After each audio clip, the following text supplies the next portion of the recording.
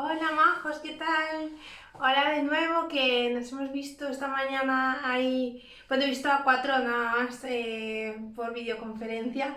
Oye, a ver si el próximo día os animáis un poco, que un poco triste verlo todo ahí negro. Menos mal que algunos se animado a que le vea la cara, que quiero ver que estáis vivos, estáis bien.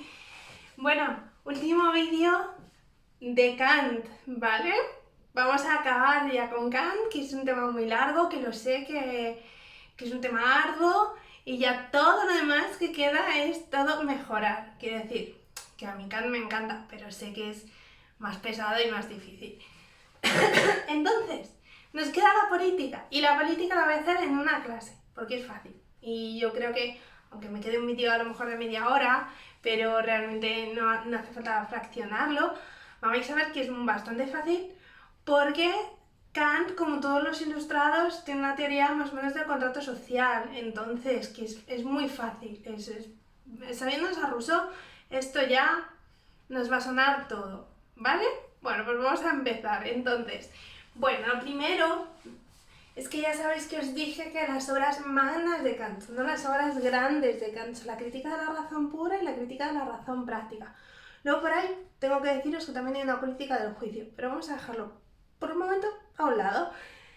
La política, sin embargo, no tiene una obra monumental, o sea, no hay una crítica de la razón política ni nada de eso, porque realmente para Kant ya la crítica de la razón práctica, cuando el imperativo categórico y tal, sienta como todas las bases de la filosofía política. Entonces, lo fundamental es la ética y el imperativo categórico, de ahí se sigue prácticamente todo lo demás. Kant habla, sin embargo, no es porque a Kant no le interesase la política que no escribió una crítica de la crítica de la razón política o cosas así, no, sino que al contrario, como cualquier ilustrado, como cualquier señor de su época, en este momento el papel del individuo y de la sociedad y de la construcción de una sociedad mejor es el tema candente, y además Kant tiene muchísimos trataditos chiquititos justamente que versan sobre la política. Os he puesto dos que deberíais saberos. Uno que se llama Respuesta a la pregunta ¿qué es la ilustración? Los que estaban conmigo el año pasado leyeron un trocito de esta obra, porque además lo bueno de las obras políticas de Kant es que nos permiten como entrar de una forma muy accesible al pensamiento kantiano.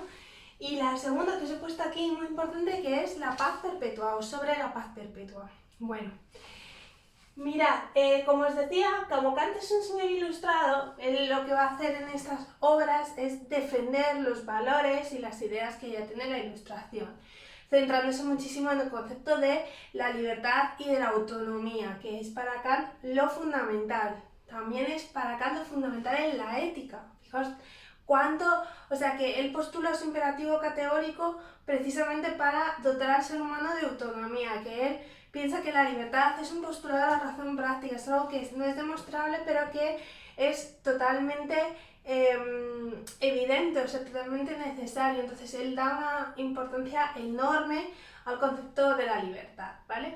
Como digo, no es una cosa específica de Kant, es una cosa muy de época. Bueno, entonces para Kant el ser humano es un sujeto libre y es un sujeto autónomo y está capacitado, por tanto, para legislar. Lo que pasa es que en las obras políticas Kant habla de la legislación en un sentido positivo. El imperativo categórico sería la base que va a determinar todos los valores y todas las acciones morales. Pero, y también, por tanto, va a determinar cuáles son las vías políticas sociales que son mejores, ¿no? Al final, cuando hablamos de política, también hablamos de valores y hablamos también de normas universales. O sea que eso es igual. El imperativo categórico determina esto, pero la legislación política es diferente a la legislación moral, porque ambas, y en esto coinciden, por eso os he puesto que son iguales, tiene un carácter universal, es decir, pretende, claro, no solo ser válido para una persona o dos o un grupo, sino para todos, pero eso sí, las leyes políticas son leyes externas, son coercitivas, las tienen que hacer o sea, no puedes ir contra ellas. Es como si ahora intentásemos pues, salir a la calle a dar una vuelta. Pues probablemente si la policía nos para, lógicamente nos detendría por el estado en el que vivimos ahora mismo. Entonces las leyes externas son las propias de la política. El imperativo categórico es algo interno, es una obligación moral, pero es una obligación interna. Bueno, estoy viendo que está dando el sol y no se me está viendo mucho la pizarra. Entonces, voy a bajar un momento la presión. Cosas del directo. A ver. Bueno, y ahora se ve igual un poco más oscuro, mucho mejor, mucho mejor. Bueno, este es como el primer apartadillo que os viene en los apuntes. En la página, las páginas 9-10, ¿vale? Viene 4.1, libertad y derecho. Vamos para el 4.2, que es el contrato social. Bueno, os lo decía cuando empezaba el vídeo. Pues Kant, como todos los ilustrados, veíamos a Hobbes, a Locke, a Rousseau especialmente, que es uno de los temas que nos competen. Todos ellos se centran en la idea del contrato social. Kant habla también de un estado de naturaleza, o sea que todo es prácticamente igual que hemos visto en Rousseau. Lo que piensa Kant no es ni que el ser humano es bueno ni malo por naturaleza. Él piensa que, bueno, somos de aquella manera. Es decir, imperfectos, no malos, pero imperfectos. De hecho, hay un texto muy famoso de Kant que a mí me gusta mucho, paréntesis, os lo cuento, y ya. Que habla del mal radical y habla del ser humano como un ser donde hay inserto un mal que no se puede quitar de ninguna manera. No quiere decir con esto Kant que seamos malvadísimos, lo que quiere decir Kant es que, como él mismo dice, y le cito, de madera torcida nada recto puede construirse. Es decir, que por mucho que intentemos, nosotros como seres humanos pues obramos mal, no sabemos muchas veces dónde están las normas correctas, dónde están los valores buenos y obramos malamente. Entonces, precisamente para no estar al arbitrio de este mal radical que es el ser humano, para no estar al arbitrio no solo del mal humano, sino del mal de la naturaleza mismo, ¿no? O sea, en un estado natural, como no hay leyes, ni hay soberano, ni nadie que legisle, pues entonces el ser humano se vería, pues esto, un poco abocado a que cualquier cosa le pudiera acontecer y suceder. Eso iría en contra del pilar fundamental que estábamos viendo en la política kantiana, que es la libertad. La libertad y los derechos naturales, que Kant habla mucho de ellos, están ya en un estado natural, es decir, el hombre siempre nace libre, nace siempre igual, todos entre ellos. Tenemos unos derechos naturales que emanan de la propia racionalidad del hombre. Y justamente para que eso no nos sea negado por cualquier cosa, por un conflicto social o porque hay una crisis de subsistencia, como hemos visto en otras teorías del contrato, pues para que eso no suceda, pues es que se genera la sociedad civil. Es exactamente igual que las teorías, insisto, que las teorías del contrato social que ya hemos visto. Entonces, Kant piensa que la libertad y los derechos naturales tienen que devenir libertad y derechos civiles. ¿Os acordáis que en Rousseau lo hablábamos justo al final del tema, ¿no? La libertad emana en libertad como ciudadanos. El ser humano pasa de ser un ser natural a un ser social, es decir, a un ser civilizado, un ciudadano. Pues esto es lo mismo. Además, Kant añade, y esto es muy importante, también lo era para Rousseau, que esta libertad y estos derechos naturales son el límite de cualquier legislador, por contra de lo que veíamos en Hobbes, ¿no? Que dábamos la libertad y cedíamos los derechos para Kant, no, y precisamente esa libertad y los derechos naturales que emanan de nuestra propia racionalidad, insisto, son el límite que puede tener cualquier legislador para imponer una ley. No puede sobrepasar esto. Vale, por supuesto, paréntesis, la libertad no es simplemente hacer lo que cada uno le dé la gana. Podríais haberlo imaginado ya. Kant, por supuesto, tiene una noción de la libertad que sí está inserta como capacidad humana y es lo que nos determina obrar, pero no puede interceder, no sé, no puede obrar como me dé la gana porque eso acabaría con la libertad de los demás y eso no es posible. Bueno, entonces el contrato social es aquel pacto que efectivamente nos genera un ámbito de seguridad, donde no estamos pues eso, a merced de cualquier inclemencia, tanto humana como divina, sobrenatural o natural. Y es donde se establece, dice Kant, la voluntad pública, que si os acordáis mínimamente de Rousseau, ya os habrá sonado esto a la voluntad general. Lo que pasa es que si bien Rousseau insistía mucho en el contrato social de que esa voluntad general es una entidad que emana de la cesión del autogobierno y por tanto que se pone, se coloca sobre nosotros en aras a el bien común, Kant piensa que la voluntad pública lo que hace es que se respete la voluntad individual y privada. Es decir, que él insiste más, quizá Rousseau está muy en un plano muy social, muy fraternal, también muy propio de la Ilustración. Kant estaba más en el plano personal, de cómo encontrar algo que no me quite a mí o vaya contra mí o me quite mis libertades individuales. Esta es un poco la diferencia. Bueno, y hasta aquí el punto de 4.2, que es sobre el contrato social. ¿De acuerdo? Entonces, el Estado civil es el que instaura, digamos, todos los vínculos, el que se fomenta, que se sustenta sobre las leyes, sobre esas leyes que son dadas por el propio ser humano. No solo hay que respetarlas, sino que son las que van a permitir la convivencia. Vale. Y nos queda un último punto, que es quizá a mí el que me parece más interesante de la teoría kantiana, porque hasta aquí, más o menos, Kant es interesante, pero no nos ha añadido muchísimo con respecto a los otros ilustrados que hemos visto. Y ahora sí que vamos a ver, por eso voy a insistir un poco más aquí, el artículo este que os decía sobre la paz perpetua. Vale, ya he terminado de borrar. Bueno. Entonces, punto 4.3.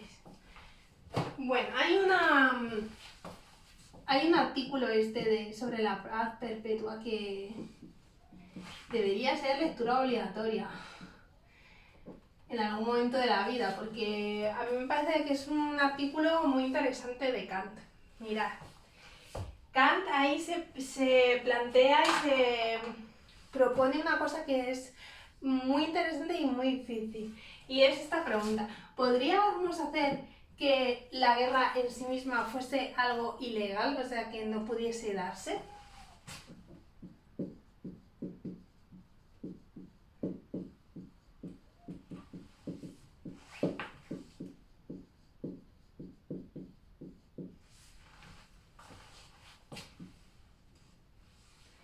Claro, que Kant levanta la cabeza y ve las dos guerras mundiales que hemos vivido en el siglo XX y al hombre le da, pues, no sé, un infarto, otra vez se muere.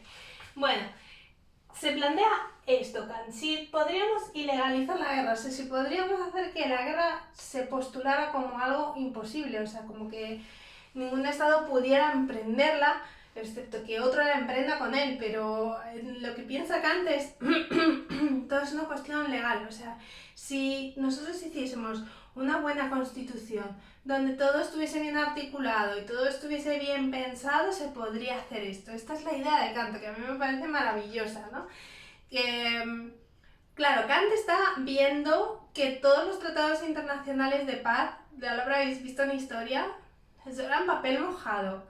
Como vamos a firmar la paz hoy y mañana te invado otra vez, y porque todas las cláusulas que esos tratados llevaban al final lo único que hacían es que en cuanto sobrepasaban cualquier límite y tal, o sea, estaban hechos más bien para una guerra posterior. Entonces, lo que Kant piensa es que si uno hace un tratado bueno y hace una buena constitución, esto no tendría por qué suceder. Y esto es el tema que trata en el artículo sobre la paz perpetua. Bueno, entonces lo que ahí Kant se plantea es que si podría existir un organismo, ¿no? Como que estableciese un orden jurídico que imposibilitara esto.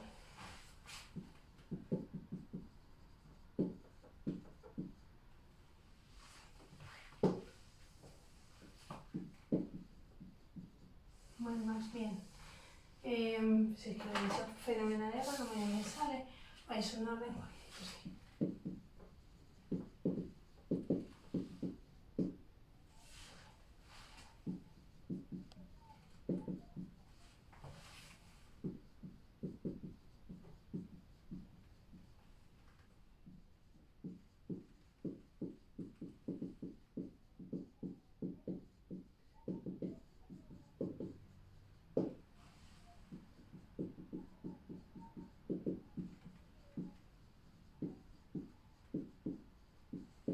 Bueno, pues mira, cuando Kant se pregunta por este orden jurídico, esto sería como para nosotros, o lo es hoy la ONU, ¿vale?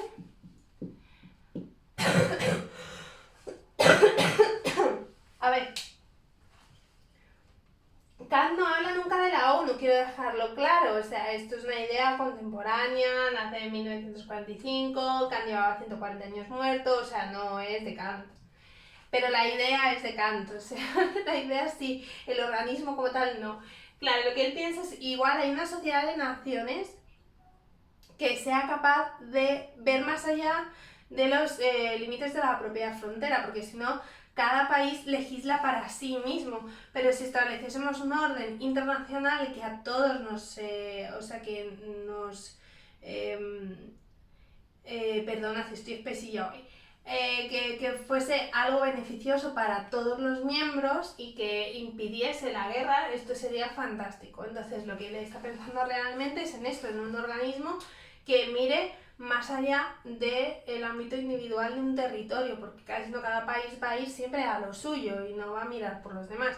Ya veis que tanto en la ética como en la política Kant tiene siempre como esta visión universalista, ¿no? O sea, que no me valga solo para mí, que valga para los demás, pues esto es lo mismo, la ley, si solo vale para un país, pero no vale para los demás, mal asunto, ¿no?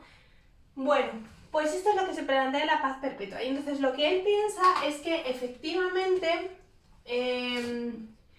los artículos que hay en cualquier tratado y en cualquier constitución deben impedir que exista o que se empiece un conflicto bélico.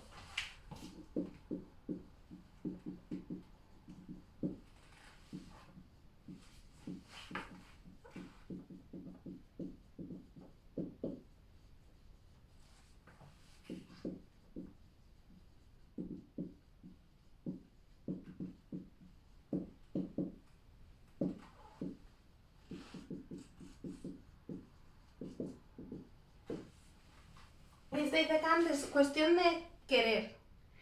Porque si los artículos están hechos para que uno se los pueda saltar, mal asunto. Todo debe estar hecho para que esos artículos favorezcan la paz, no para lo contrario. Vale, la otra cosa importante es que ningún país debe intentar ser soberano de otro.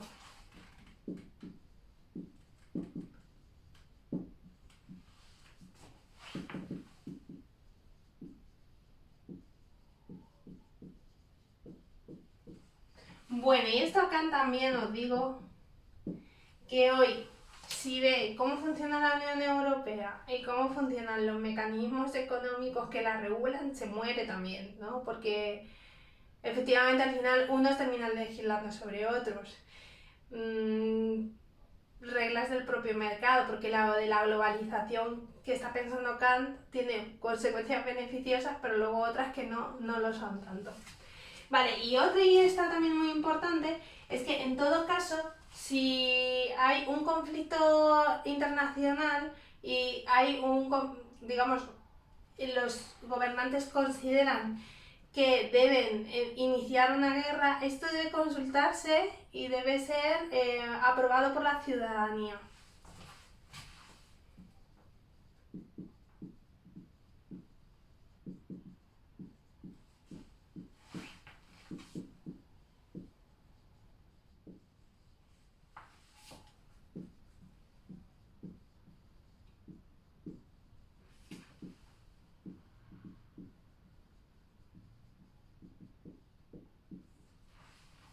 Y claro, pensaba Kant, y esto es cierto.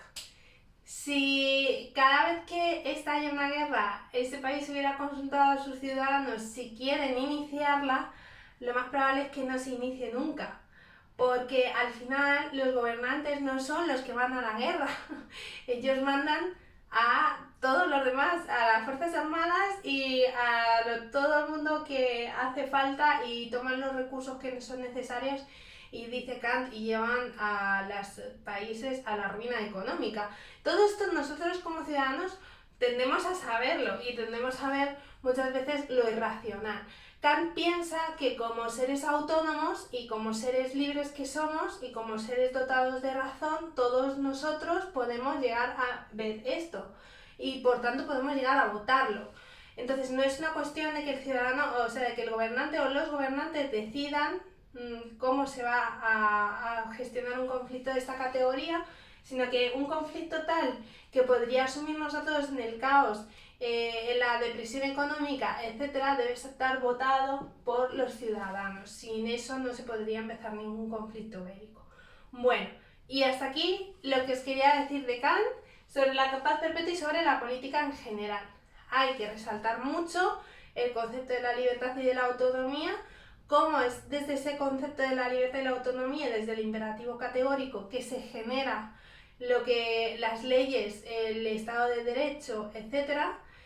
Después vamos un poquito con el contrato social, que ya lo hemos visto, el concepto de la voluntad pública, que es muy similar en Rousseau, y ese concepto de que justo es la libertad y los derechos naturales los que podrían ser violentados en esta naturaleza y pasan por tanto a formar parte de un estado civil. Y por último, la idea de la paz perpetua, esta idea de que pudiera haber un orden jurídico, una sociedad de naciones que regulase, que pudiera llegar a hacer que la guerra no tuviese lugar, no se diera nunca, ¿no? Y cómo. Y hasta aquí Kant. Y hasta aquí la política. Bien, estamos contentos. Bueno, en cualquier caso os diré que para la EBAU, o sea, cara a la EBAU, lo más normal es que si nos preguntan la política en un autor moderno, pues no nos dé por hacer a Kant, porque es más interesante Rousseau. Esto, igual alguien me mata por decir esto, pero quiero decir que en cuanto más original y también os digo, más fácil de hacer en un examen, es Rousseau más que Kant. Entonces, yo os animaría a que cuando luego ya preparemos la pregunta de la selectividad, por supuesto, la política de la moderna, lo preparemos pensando en Rousseau, ¿vale? Última cosa que os quería decir, pues un poco lo que os comentaba también antes en la clase online que hemos tenido de dudas. Sé que esto es muy difícil para vosotros, esta situación en general, es difícil para todos, va a ser tremendo estar más semanas encerrado y ese peso psicológico lo vamos a notar, pero deciros que confiamos en vosotros, yo confío mucho en vosotros y sé que lo podéis solventar y que lo podéis hacer bien. Lo que necesitáis es disciplina, mucha disciplina. Es verdad que es muy difícil con vuestra edad levantarse y ponerse a estudiar y tú solo, o sea, sin que nadie te obligue externamente, ni estamos los profes ahí para mirar, pero sin eso va a ser o sea, os vais a complicar mucho la vida, entonces no dejéis las cosas para el final. Sé que muchos no habréis visto los vídeos todavía y por tanto no estaréis escuchando esto. Los vídeos hay que ir viéndolos y hay que intentar no dejarlo para el final. Que sé que también tendréis muchas cosas y vosotros tenéis que sopesar. Pues más importante hoy hacer historia, mañana matemáticas y pasar filosofía o al revés o lo que sea, lo entiendo, pero sobre todo es animaros a que no dejéis todo para el final, vayáis viendo los vídeos y vayáis haciendo las preguntas de la selectividad, porque ya veréis que al final esto lo vais a agradecer muchísimo. Para cualquier duda, sugerencia o pregunta, consulten por email. Un beso muy grande y cuidaos muchísimo. Volveré, pero volveré con la revolución de la boca, ¿vale? Un besito.